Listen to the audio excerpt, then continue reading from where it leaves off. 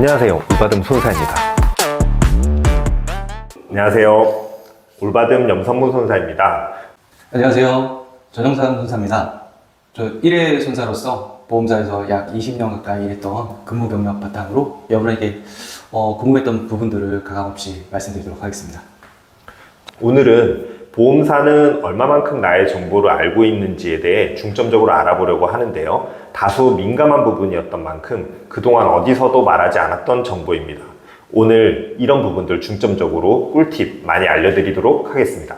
첫 번째 문의입니다. 보험 가입 3개월 내 감기로 치료를 받은 적이 있습니다. 이것도 고지의무 위반에 해당되나요? 또 보험사는 이런 내용들을 어떻게 확인할 수 있나요? 라는 질문입니다. 손사님, 우선 고지의무 위반에 해당되는 걸까요? 문구상의 고지 의무 위반에는 해당이 됩니다. 그러니까 3개월 이내의 병력을 보험사에서는 너무 중요하게 생각하거든요. 그러니까 역선택 가능성이 매우 높은 상황이기 때문에 3개월의 질문표에 해당하면 정말 엄중하게 그 객관적인 잣대를 대는데, 그렇다고 또 보험금을 못 받는 경우는 아니에요.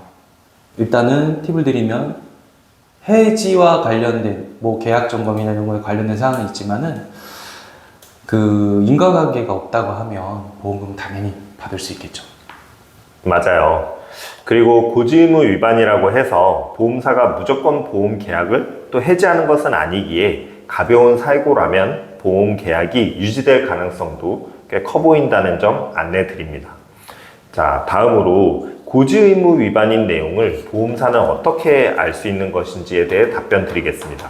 보험회사가 고객의 동의 없이 병원 치료했다는 내용을 직접적으로 알 수 있는 방법은 없는 걸로 알고 있는데요. 손사님, 이런 경우 보험사는 어떻게 위반 사항을 확인하나요?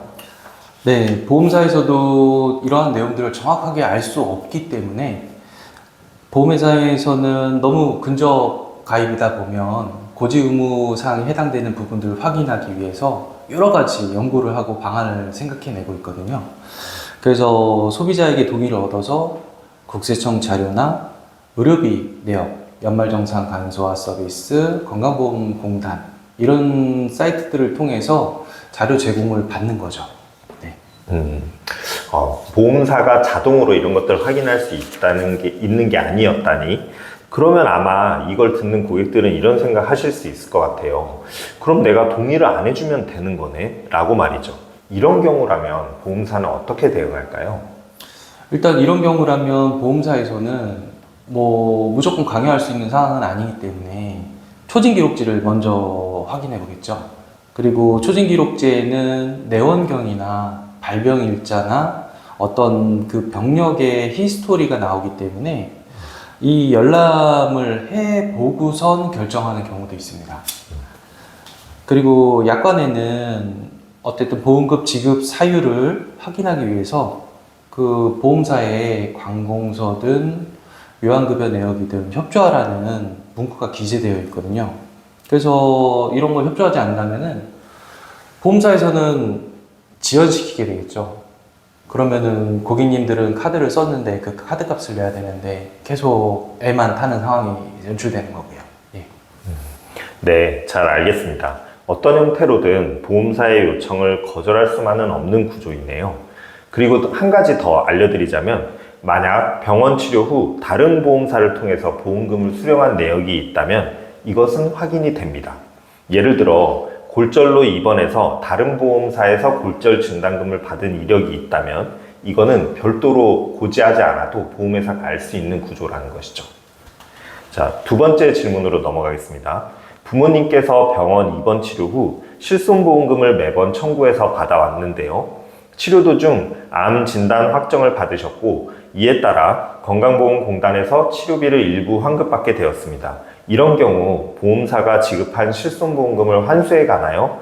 보험사는 이런 정보를 어떻게 알 수 있나요? 자, 이것도 쉽지 않은 질문인데요. 우선 첫 번째, 보험사가 알 수 있냐에 앞서 이런 금액을 보험사가 환수하는 것이 맞는지에 대해서 먼저 확인을 해보겠습니다. 자, 손사님 어떻게 생각하시나요? 아니, 아픈 것도 서러워 죽겠는데 냈던 돈을 또다시 또 환수해 나가라고 받은 돈을 환수해 간다고 하면 얼마나 화가 나겠어요. 황당하죠. 예, 주변에서 이런 문의 많이 들어옵니다. 예. 네, 잘 알겠습니다. 손사님의 마음은 저도 심정적으로 충분히 공감이 되고요. 사실 논란이 좀 있을 것 같아요. 다만 실손보험의 취지가 실제 보험 계약자 측이 부담한 의료비를 보상한다는 점에서 공단에서 환급받은 부분은 실제 부담했다고 보기는 어려울 수 있기 때문에 우선 보험사가 알게 되면 환수의 명분이 된다는 점은 좀 전제를 하고 넘어가겠습니다. 그럼 손사님, 환급받았다는 사실을 보험사가 알 수 있을까요? 절대로 없죠. 다만 추측은 할 수 있죠. 어느 정도 경험치에 따라서 이 병은 이 정도의 의료비가 든다. 이런 추측을 가지고 미리 받는 경우도 많이 있습니다. 예. 그렇죠. 결국 이런 사항은 보험사가 손해사정을 진행하겠다는 결정을 하고 일일이 자료를 확인해 봐야 알 수 있는 부분입니다. 근데 하루에만도 이런 보험금 얼마나 많이 청구가 될까요? 매우 많은 보험금이 청구되기 때문에 사실상 보험사 입장에서 이런 것들을 일일이 전부 확인해서 진행하기도 현실적으로 쉽지 않을 걸로 보입니다. 자, 오늘도 보험금 관련해서 흥미로운 주제들을 가지고 내용 토론해 보았습니다. 다음 시간에도 더욱 유익한 내용으로 찾아뵙도록 하겠습니다. 도움이 되셨다면 좋아요와 구독 부탁드립니다. 감사합니다. 감사합니다.